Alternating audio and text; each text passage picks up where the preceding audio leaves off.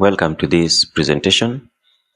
In this video, we are going to discuss a question on equation of a circle and tangents. So the question reads, determine the equation of the tangent to the circle with equation x minus 3 squared plus y minus 5 squared is equal to 13 at the point 6, 7. So what this question describes is a circle, and then you're told that there's a line tangent to the circle at a point 6, 7. So we're required to determine the equation of this tangent line. Already we are given the equation of the circle as x minus 3 squared plus y minus 5 squared is equal to 13. So before we determine the equation of the tangent line, we need to take note of this.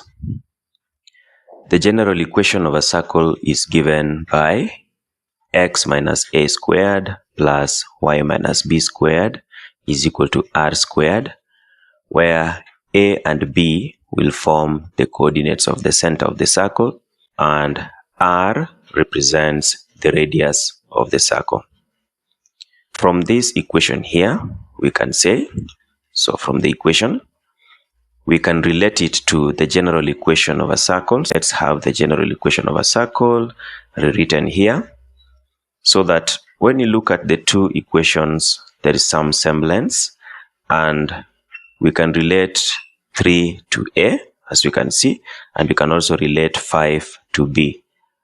In other words, we can tell that a is 3 in this equation and b is 5 in this equation. So this helps us to determine the center of the circle, whose equation is this. That means the center is 3, 5, where we have a being 3 and b being 5, just as we had earlier on here. Well, given that this is the center, we can come and indicate it here. So we have the center of the circle and the coordinates 3, 5. Now, how will this help us determine the equation of this circle?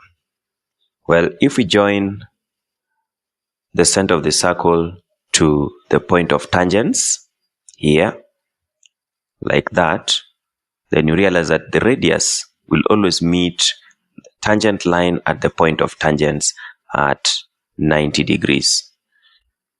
The aim here is to determine the gradient of this radius. We are determining the gradient of this radius because we already given the endpoints, the coordinates of the endpoints, that is 3, 5 and 6, 7. So we'll consider the radius of the circle as line 1 and then the tangent line as line 2.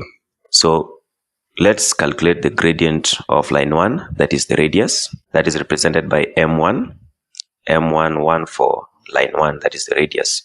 So gradient of this line is obtained as change in y over change in x, and change in y will be 7 minus 5. That is the difference in the y coordinates. So you have 7 minus 5 all over change in x, we have 6 minus 3. So we have 6 minus 3, and this gives us 2 over 3. So this is the gradient of line 1, that is the radius. Now, one thing we need to take note of here, just like I'd said earlier on, if you have the radius meeting the tangent line at the point of tangents, then the two must meet at 90 degrees.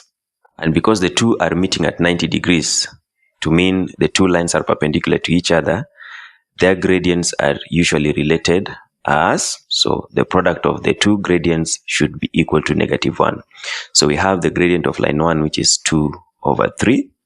If we multiply that by the gradient of line 2, that is the tangent line, the result should be -1. So we have gradient of line 1 times gradient of line 2 is equal to -1.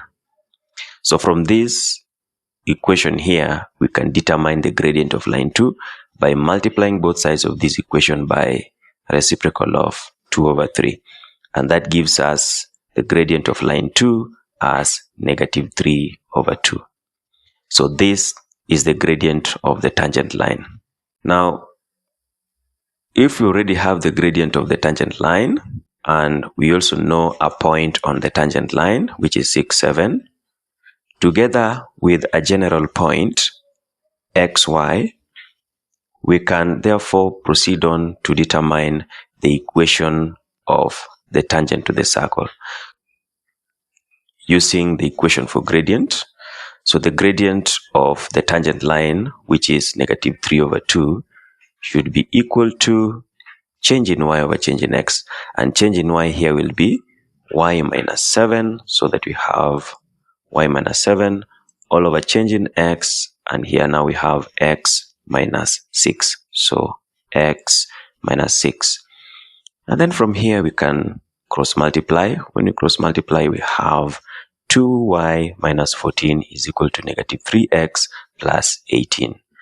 That is 2 multiplies y to give us 2y, 2 multiplies negative 7 to give us negative 14. And then we equate it to the other one. Negative 3 multiplies x to give us negative 3x. And then negative 3 multiplies negative 6 to give us positive 18.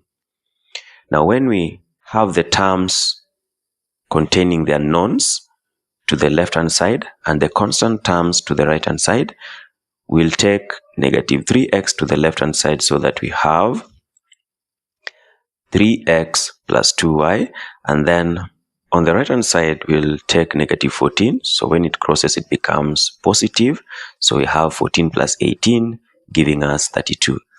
And this finally is the equation of the line tangent to the circle at the point 6, 7. Now this brings us to the end of this presentation. I want to thank you for watching. Hope to see you in the next video. Bye.